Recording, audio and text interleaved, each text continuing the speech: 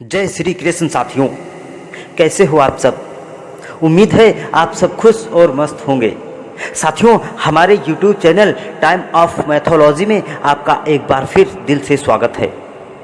साथियों, पौराणिक ग्रंथों के अनुसार देवी अहिल्या एक बहुत ही सुंदर स्त्री थी। अहिल्या को ये वरदान मिला हुआ था कि उसका यौवन सदा जवान ही बना रहेगा। कहा जाता है कि अहिल्या की सुंदरता के आगे स्वर्ग की अप्सराएं भी कुछ भी नहीं थीं। इसीलिए देवता भी अहिल्या को पाने के लिए कायल हुआ करते थे। लेकिन एक श्राप के कारण अहिल्या पत्थर की शिला में तब्दील हो जाती है। वैसे तो अहिल्या के बारे में बहुत सारी कथाएं प्रचलित हैं। वहीं एक कथा के अनुसार चलिए जानते हैं आखिर कौन थी अहिल्या और किस गलती के कारण हो जाती है पत्थर की शिला, और फिर कैसे मिलता है देवी अहिल्या को नया जीवन।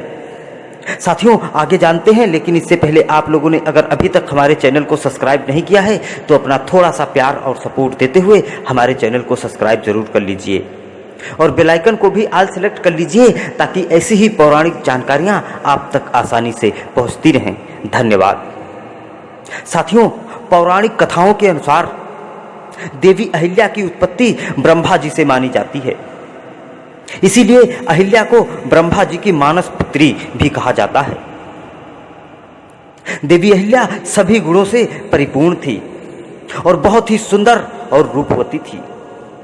देवराज इंद्र भी अहिल्या की खूबसूरती के कायल हुआ करते थे, जिसके चलते इंद्र देवी अहिल्या से विवाह भी करना चाहते थे।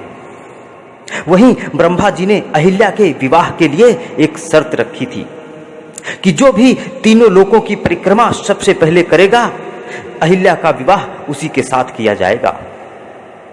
जिसके बाद ऋषि गौतम और देवराज इंद्र के साथ अन्य देवताओं ने भी अहिल्या से विवाह करने के लिए तीनों लोकों की परिक्रमा शुरू कर दी। लेकिन ऋषि गौतम ने परिक्रमा के दौरान एक गर्भवती कामधेनु गाय की परिक्रमा की, जिसके कारण ब्रह्मा जी ने कहा कि कामधेनु गाय तीनों लोकों से भी श्रेष्ठ है। इसीलिए ब्रह्मा जी ने अपनी मानस पुत्री देवी अहिल्या का विवाह ऋषि गौतम के साथ कर दिया।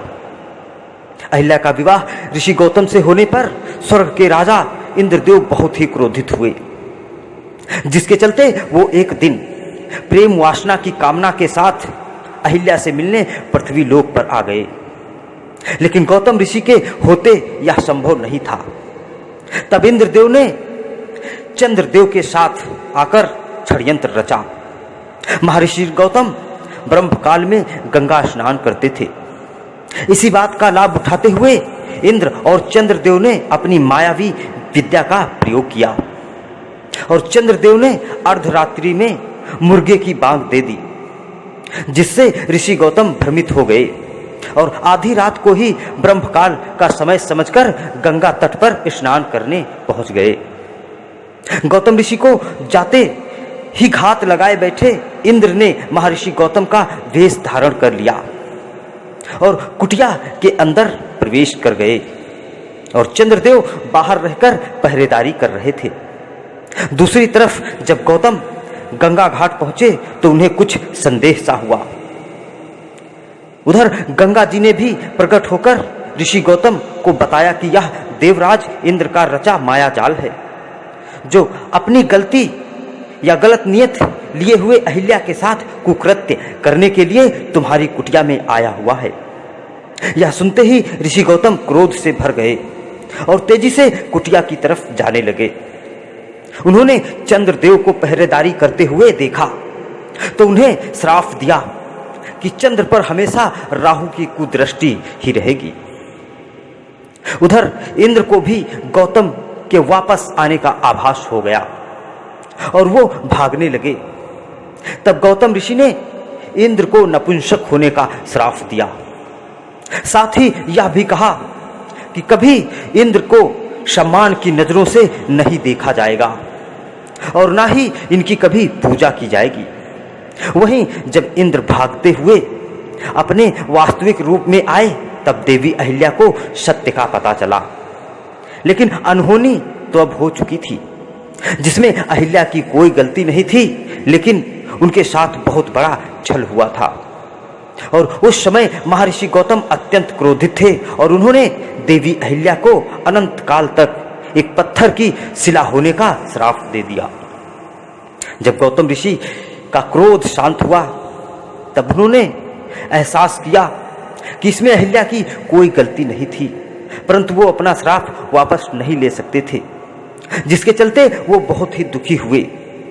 तब उन्होंने शिला बन चुकी अहिल्या से कहा कि जिस दिन तुम्हारी शिला किसी दिव्य आत्मा के चरणों की धूल स्पर्श करेगी, उस दिन तुम्हें इस श्राप से मुक्ति मिल जाएगी और तुम अपने वास्तविक रूप में पुनः लौट आओगी। इतना कहकर दुखी गौतम ऋषि हिमालय के क्षेत्र में तपस्या करने के लिए चले जाते हैं। इधर कुटिया में अहिल्या की शिला युगों युगों तक अपनी मुक्ति की प्रतीक्षा में कष्ट भोग रही थी। कुछ समय बीतने के बाद जब महर्षि विश्वामित्र राक्षसी ताड़का के वध के लिए अयोध्या से प्रभु श्री राम और लक्ष्मण को लेकर आए, तब प्रभु श्री राम की नजर उस वीरान कुटिया पर पड़ी तो वे वहां रुक गए और उन्होंने ऋषि विश्वामित्र से पूछा कि हे गुरुवर, यह कुटिया किसकी है जहां सब वीरान सा प्रतीत हो रहा है, जैसे यहां युगों से कोई नहीं आया हो। आखिर क्या है इस जगह का रहस्य? तब विश्वामित्र कहते हैं, हे राम, यह कुटिया तुम्हारे लिए ही, तुम्हारी ही प्रतीक्षा कर रही है। यहां बनी यह शिला तुम्हारे चरणों की धूल के लिए युगों से तुम्हारी प्रतीक्षा कर रही है। महर्षि विश्वामित्र ने राम और लक्ष्मण को देवी अहिल्या के जीवन की पूरी कथा सुनाते हैं। कथा सुनने के बाद प्रभु श्री राम अपने चरणों से शिला रूपी अहिल्या को स्पर्श करते हैं और देखते ही देखते वह शिला एक सुंदर स्त्री में बदल जाती है और प्रभु राम का चरण बंदन करने लगती है। जिसके बाद देवी अहिल्या श्री राम से निवेदन करती है कि वो अपने स्वामी ऋषि गौतम के पास पुनः जाना चाहती है और वो उनका यानी उनके पति का क्रोध शांत करने की कृपा करें।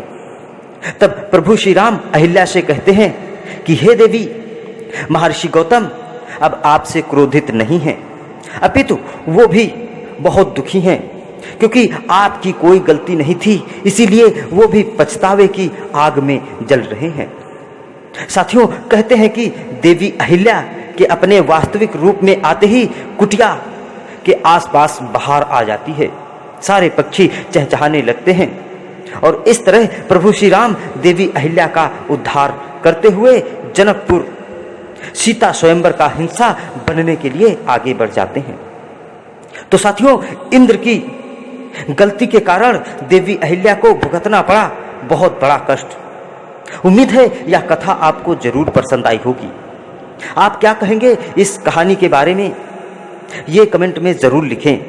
वीडियो पसंद आई हो तो वीडियो को लाइक करें, शेयर करें और हमारे चैनल को सब्सक्राइब करना बिल्कुल ना भूलें। मिलते हैं अगले वीडियो में फिर एक ऐसी ही पौराणिक जानकारी के साथ। तब तक के लिए जय श्री कृष्ण।